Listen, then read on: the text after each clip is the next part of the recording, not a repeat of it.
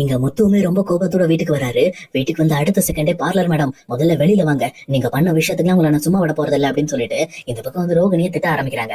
அதே நேரம் இதை கேட்டு இந்த பக்கம் வந்து வெளியில வந்த விஜயாவும் என்னடா இது ரோகிணி எப்படி மரியாதை இல்லாம கூப்பிட்டு இருக்க, உனக்கு என்னடா பிரச்சனை அப்படின்ற மாதிரி முத்து கிட்ட சத்தம் போட ஆரம்பிக்கிறாங்க.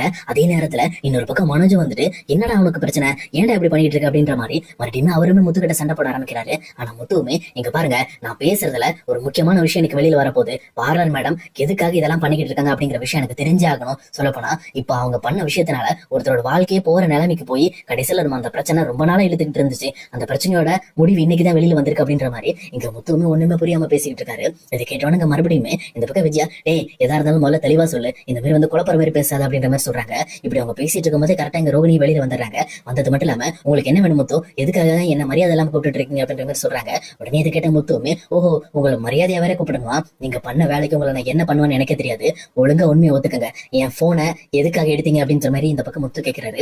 இந்த பக்கம் போன் அப்படின்னு சொல்லி கேட்ட உடனே ரோகிணி அப்படியே அலண்டு போயிடுறாங்க. அவங்களுமே முத்து கேட்ட கேள்விக்கு என்ன பதில் சொல்றதுன்னு தெரியாம அப்படியே மிரண்டு போய் நின்றுகிட்டு இருக்காங்க. அதே நேரத்துல இங்க மனோஜுமே, ஏண்டா உன் போன் என்னைக்கோ காண போன எதுக்கடா இங்க ரோகிணி எடுக்க போறா, அவட்ட எதுக்கு நீ இந்த விஷயத்தை பத்தி கேட்டுட்டு இருக்க அப்படின்னு சொல்லி மனோஜ் கோவப்பட ஆரம்பிக்கிறாங்க. அதே நேரத்துல விஜயாவுமே, ஆமாண்டா உன் போனை எவனோ எடுத்து இந்த மாதிரி வந்து வீடியோ வெளியில விட்டுட்டா, அதுக்காக இந்த மாதிரி ரோகிணிட்ட வந்து கேட்டுட்டு இருக்கா, என்ன அவளுக்கு என்ன உன் போன் எடுக்கணும்ன்ற அவசியமா, அவட்ட இருக்க காசுக்கு அவ எதை வேணாலும் வாங்கிக்குவா, அவையும் உன் போன் எடுக்க போறா அப்படின்ற மாதிரி கேக்குறாங்க. ஆனா இங்க முத்துவுமே, இங்க பாருங்க என் போன் எடுத்தது ரோகிணி தான், அதுக்கான ஆதாரம் இருக்கு. ரோகிணி நீங்க முதல்ல எதுக்கு என்னோட போன் எடுத்தீங்கன்னு எனக்கு முதல்ல சொல்லுங்க, அதை சொல்லலைன்னா உங்களுக்கு என்ன பண்ணுவேன்னு எனக்கே தெரியாது அப்படின்ற மாதிரி இங்க முத்துவுமே மிரட்ட ஆரம்பிக்கிறாங்க. அப்ப ரோகிணியுமே முத்துவ வித்தியாசமா பார்த்துட்டு, ஒருவேளை அந்த போன் இவங்கிட்ட இல்ல போல இருக்கு, இந்த விஷயத்தை பத்தி எப்படியோ தெரிஞ்சுக்கிட்டா சரி ஓகே நம்ம நாடகத்தை ஆரம்பிப்போம் அப்படின்னு சொல்லிட்டு இங்க ரோகிணியுமே, இங்க பாருங்க முத்து என்ன மரியாதை எல்லாம் பேசுற வேலை வச்சுக்காதீங்க, உங்க போனை நான் எதுக்கு எடுக்க போறேன், உங்க போன் எடுத்து நான் என்ன பண்ண போறேன் அப்படின்ற மாதிரி இங்க ரோகிணி ரொம்பவே கோவப்பட ஆரம்பிக்கிறாங்க. உடனே முத்துவுமே, ஓஹோ அப்ப நீங்க என்னோட போனை எடுக்கவே இல்லை அப்படித்தானே, நீங்க எடுக்கலன்னு ஒத்துக்கிறீங்களா, சரி சரி தாத்தா இங்க உள்ள வாங்க அப்படின்னு சொல்லிட்டு இந்த பக்கம் டைரக்டா அந்த செருப்பு தைக்கிற தாத்தாவை முத்துவுமே உள்ள கூப்பிடுறாரு. அவருமே உள்ள வராரு. வந்த உடனே இந்த பக்கம் வந்து ரோகிணியுமே, யார் இது, இவரை நான் பார்த்தது இல்லையே அப்படின்னு சொல்லிட்டு அவங்களுமே ரொம்ப டவுட்டா நின்றுட்டு இருக்காங்க. அப்ப விஜயம் இருந்துகிட்டு, டேய் இது யாரா இது மாதிரி இந்த வயசான தாத்தா வந்து கூட்டிட்டு வந்திருக்க, அவருக்கு என்னடா இங்க வேலை, அவர் என்னடா ரோகிணிக்கு இதெல்லாம் சாட்சி சொல்ல போறாரு அப்படின்ற மாதிரி கேட்கறாங்க. உடனே இதை கேட்டோன்னு முத்துவுமே, இங்க பாருங்க இந்த போனு இன்னைக்கு காலையில இவருக்கு கிடைச்சிருக்கு, சொல்ல போனா இவர் கைக்கு வர்றதுக்கு ஒரு முக்கியமான ஆள் காரணமா இருந்திருக்காங்க அப்படின்னு சொல்லிட்டு இந்த பக்கம் வந்து ரோகிணி உங்க மொபைல்ல வித்யா போட்டோ இருக்கும்ல, அந்த வித்யாவோட போட்டோ கொஞ்சம் எடுத்து கொடுங்க அப்படின்ற மாதிரி இங்க முத்து கேட்கறாங்க.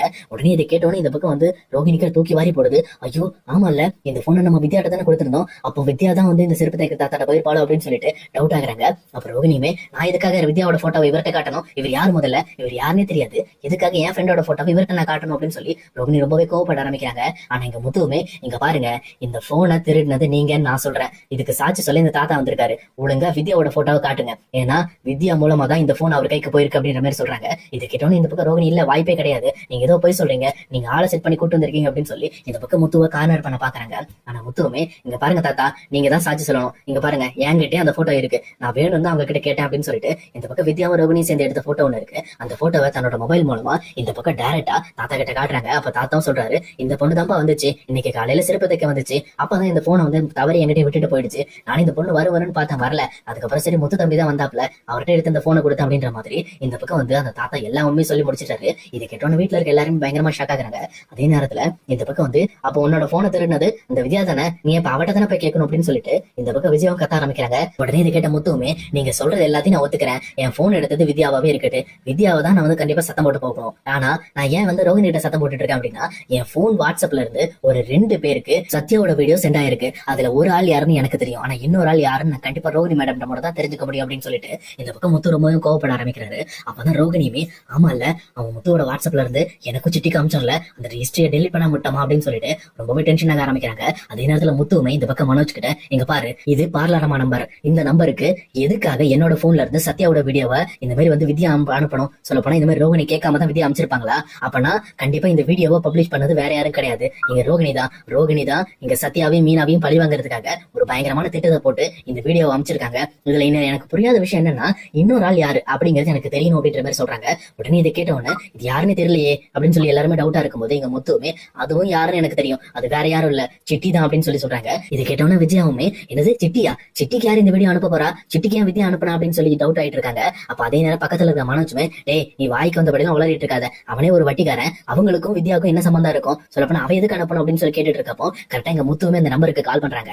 அந்த நம்பருக்கு கால் பண்ண உடனே இங்க சிட்டி வட்டிக்காரன்னு சொல்லி வருது. இதை பார்த்தவொடனே இந்த பக்கம் வீட்டுல இருக்க எல்லாருமே பயங்கரமா ஷாக் ஆகுறாங்க. சொல்லப்போனா ரோகிணி ரோகிணியை வித்யாவும் தான் பிளான் பண்ணி ஏதோ ஒண்ணு பண்ணிருக்காங்க.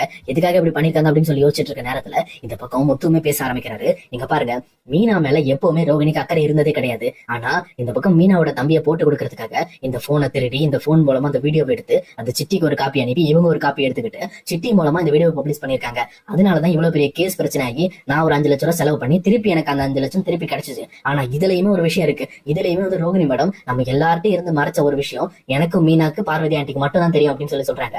உடனே இதை கேட்ட வித்யாவுமே, பார்வதிக்கு என்ன விஷயம் தெரியும், என்னடா சொல்றீங்க, இந்த ரோகிணி என்னதான் பண்ணிக்கிட்டு இருக்கா, என்ன ரோகிணி இது, உன்னை பத்தி ஒவ்வொரு விஷயம் சொல்ல சொல்ல எனக்கு பக்கம் இருக்கு, எத்தனை விஷயத்தை தான் நீ என்கிட்ட மறைப்ப அப்படின்னு சொல்லி விஜயாவுமே கோவப்பட ஆரம்பிக்கிறாங்க. உடனே முத்துவுமே, இங்க பாருங்கம்மா, கோவப்படாதீங்க, ஒரு நிமிஷம் அமைதியா இருங்க, ஒரு முக்கியமான விஷயத்தையும் சொல்லிடுறேன், இதுக்கும் சேர்த்து வச்சு அப்புறம் பேசிக்கலாம் அப்படின்னு சொல்லிட்டு இந்த மாதிரி வந்து பார்வதி ஆண்டி வீட்டுல இருந்த 2 லட்சம் ரூபாய் காணாம போச்சு, ஞாபகம் இருக்கா, நீங்க கொண்டு போய் வச்சீங்கல்ல, அந்த பணம் காணாம போனதுதான், ஆனா அந்த பணம் திருப்பி கிடைக்கவே இல்லை அப்படின்னு சொல்லி சொல்றாங்க. உடனே இதை கேட்ட விஜயாவுமே, என்னடா சொல்றேன், அதான் பார்வதி போன் பண்ணி சொன்னால பணத்தை நான் மாத்தி வச்சுட்டேன்னு சொல்லி திருப்பி வந்து உங்ககிட்ட தானே கொடுத்து விட்டா அப்படின்னு சொல்லி சொல்றாங்க. உடனே இதை கேட்ட முத்துவுமே, அம்மா அது எல்லாமே போய்மா, அந்த பணத்தை இந்த ரோகிணி மேடம் தான் ரெடி பண்ணி கொடுத்திருக்காங்க. அதுவும் எப்படி ரெடி பண்ணி கொடுத்திருக்காங்க தெரியுமா, அவங்க இப்ப போட்டுட்டு இருக்கிற எல்லா தங்க நகையும் வித்து அந்த இதுல இருந்து பணத்தை எடுத்து 2 லட்சம் ரூபாய் இந்த பக்கம் பார்வதி ஆண்டிட்ட கொண்டு போயிட்டு இந்த மாதிரி வந்து எங்க அத்தைக்கு ஒன்னும் ஆயிடக்கூடாது, எங்க அத்தை டென்ஷன் ஆகக்கூடாது, அவங்க போலீஸ் ஸ்டேஷன் அலையக்கூடாதுன்னு சொல்லி அதுக்காக மீனாவை காப்பாத்துறதுக்காக இந்த 2 லட்சம் ரூபாய் அவங்க கொடுத்திருக்காங்களாமா. இதை வந்து இதே மாதிரி பார்வதி ஆண்டிட்ட போய் சொல்லி வச்சிருக்காங்க. இதெல்லாம் நம்புற மாதிரியா இருக்கு. இந்த மாதிரி வந்து எதுக்காக மீனாவோட குடும்பத்துக்கு பாதகமும் பண்ணணும், மீனாக்கு நல்லதும் பண்ணணும், இவங்க மாதிரி நல்லது பண்றவங்க எதுக்காக அதை வந்து மறைச்சு பண்றாங்க, ஏன் டைரக்டாவே பண்ண வேண்டியதானே, மீனாக்காக நான் 2 லட்சம் கொடுக்குறேன்னு சொல்லி கொடுக்க வேண்டியதானே, அப்புறம் எதுக்காக இவங்க இப்படி பண்றாங்க, இவங்க பண்ண விஷயத்துல இருந்து எனக்கு நல்லா ஒண்ணு புரியுது, பார்வதி ஆண்டி வீட்டுல இருந்து 2 லட்சம் ரூபாய் பணத்தை திருடினதே இந்த பார்லரமா தான், அந்த திருடின பழி வேற யார் மேலேயும் போயிடக்கூடாது, போலீஸ் கேஸ்ன்னு போச்சுன்னா இவங்க மாட்டிக்குவாங்க அங்க அப்படிங்கிற ஒரே காரணத்துக்காக தான் இவங்களுமே அந்த பணத்தை தன்னோட சொந்த நகையை வித்து அவங்க தானமா கொடுத்து மீனாவை காப்பாத்துற மாதிரி இந்த பக்கம் வந்து ஒரு பெருந்தன்மையா கொடுத்து ஒரு நாடகத்தை போட்டு இங்க மீனாவை காப்பாத்திருக்காங்க. சொல்லப்போனா அவங்க மீனாவை காப்பாத்தல, அவங்களே காப்பாத்திட்டாங்க அப்படின்னு சொல்லிட்டு இந்த பக்கம் முத்து எல்லா விஷயத்தையும் போட்டு உடைக்கிறாரு. இதை கேட்டவனே இந்த பக்கம் விஜயாக்கு பயங்கரமா கோபம் வந்துருது. உண்மை சொல்லப்போனா இவ்வளவு நாளா எவ்வளவு உண்மைகளை நீ மறைச்சிட்டு இருந்திருக்க, நீ போட்டிருக்க தங்கம் கூட பொய்யான தங்கமா அப்படின்னு சொல்லிட்டு ரொம்பவுமே டென்ஷன் ஆக ஆரம்பிக்கிறாங்க. அப்ப இந்த பக்கம் ரோகிணி பக்கம் திரும்பி, என்ன ரோகிணி இதெல்லாம் என்ன பண்ணிக்கிட்டு இருக்க அப்படின்ற மாதிரி கேக்குறாங்க. அப்ப ரோகிணியுமே எதுவும் பேச முடியாம அப்படியே அமைதியா இந்த பக்கம் வந்து பயந்து போய் விஜயாவை பாத்துட்டு இருக்காங்க. அப்ப விஜயாவுமே, நீ பண்ண தப்புக்கு எல்லாத்துக்குமே உனக்கு தண்டனை இருக்கு, இதெல்லாம் வந்து நான் அவ்வளவு ஈஸியா விட மாட்டேன் அப்படின்னு சொல்லிட்டு ரொம்பவுமே கோவப்பட்டு இந்த பக்கம் ரோகிணி அடிக்கிறதுக்காக கை வாங்குறாங்க.